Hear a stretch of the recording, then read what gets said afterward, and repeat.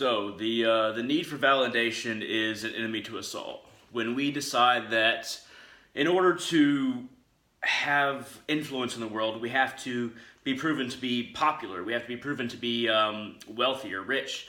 We have to be proven to be of influence in whatever social sphere or whatever career sphere, whatever society we want to be integrated into. When we feel that we have to be accepted by how much we have, that's when we've already betrayed ourselves. To truly accept ourselves for who we are and to be free from these confines of having to have validation for anything that we are, we have to let loose of materialistic attachments. We have to not be attached to how people see us. We are what we are, and we improve relative to ourselves. We don't improve relative to other people. We improve relative to ourselves. We have to early on decide, okay, this is where I want to go. Over time we might change our beliefs, but we always want to improve. But it has to be relative to where we were. It can't be relative to, okay, this person has this much wealth. I have to get to that level or more or closer to that level. Or this person is this spiritual and I have to get to that level or more. Which is incredibly ironic when it comes to the spiritual spheres, because if you're thinking, okay, I have to get to that level of that spiritual person, then you've already become more attached to the spiritual dogma than the actual spiritual enlightenment. And if you're talking about security, protection, okay, this person has this bomb shelter outside their house. They have this many guns. They can protect their family. They have the carry permit. They have the open carry permit. I'm going to get that. And I'm going to have all the laws on my side and get as much protection as possible wherever I am. And as many guns or as many even plating on my truck as possible. I might be throwing out stereotypes here, but the idea is that I'm going to get as much defense as this person, so nobody can mess with me. But what it comes down to is that ultimately we are messing with ourselves. We are destroying ourselves. When we focus on defense to the extent that we have no defense for our spirit, we have no defense against the time and attachment it takes to gain all this physical defense, our spirit falls to the wayside. We don't keep up our spiritual practices. We don't keep up a sense of security in and of ourselves.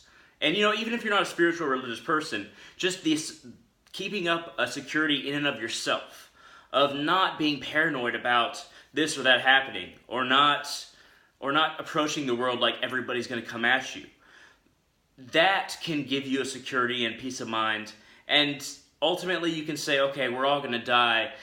There's a small chance that I might die by stepping out if I don't have Kevlar, if I don't have a gun at my side, if I don't have this or that.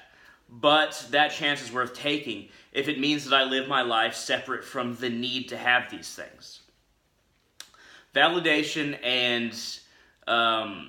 and paranoia are some of the worst enemies internally that we create against ourselves. Our inner self, our soul, our spirit.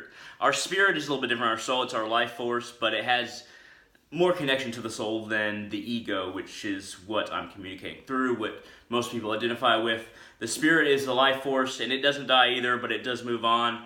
And the soul is more eternal than the spirit, is less of an energy form than a foundational fabric of reality. But without getting into that, the need to validate your beliefs even.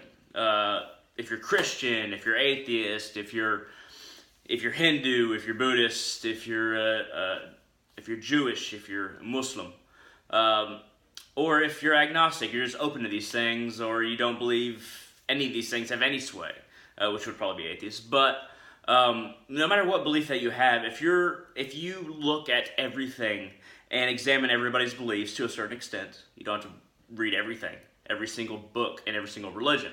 But if you know everybody's beliefs to a certain extent and you've looked into, okay, these supernatural phenomenon religions are talking about, if you're an atheist, coming at it from, I'm not an atheist, I'm a Hindu, but if you're coming at it from an atheist point of view, I've read, you could say, okay, I've looked at these circumstances in which supernatural events have happened.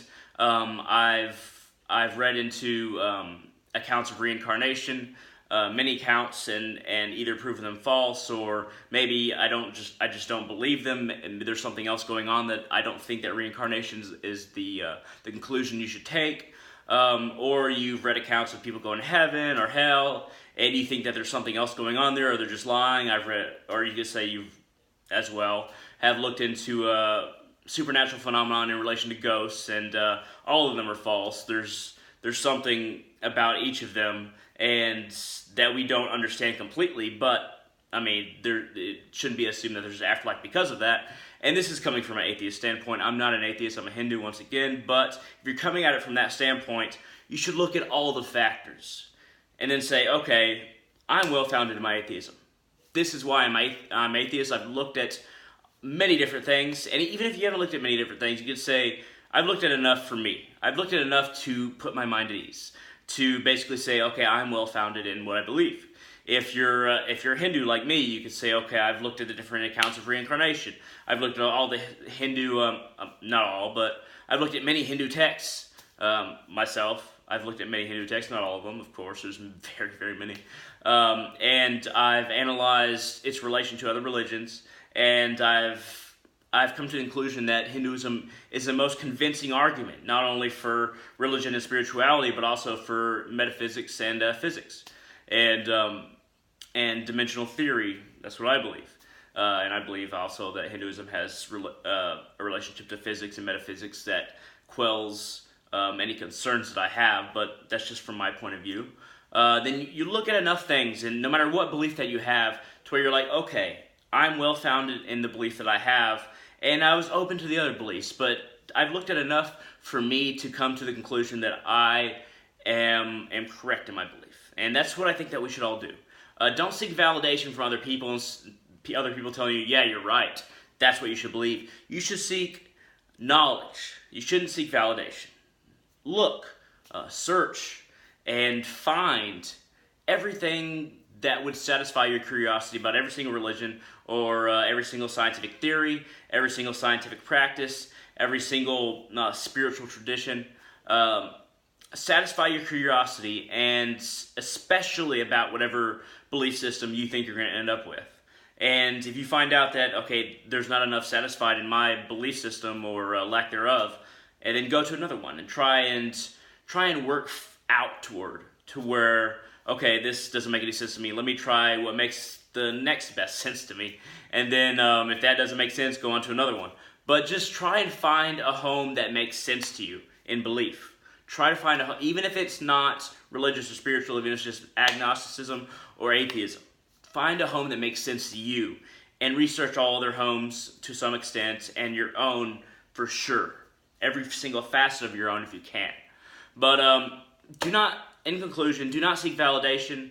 Do not seek a comparison between you and another person. Do not just take somebody else's examples or somebody else's explanation and use it as your own. Find yourself. Find what you believe by examining as much as possible, as much as you feel you have to, in order to be well-founded in whatever belief that you have. Destroy the need for validation in you. Destroy that need.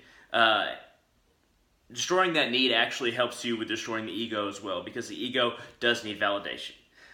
Cultivate who you truly are. So thank you very much for watching. I hope this has been interesting. This has been a video about basically destroying validation. And don't be validated. Don't have the need for validation. And don't allow somebody else to force their beliefs onto you. Seek true knowledge of all the beliefs that you're interested in, or the amount of information that you need on your own in order to be well-founded in it. So thank you very much for watching, and I hope you all have a great day.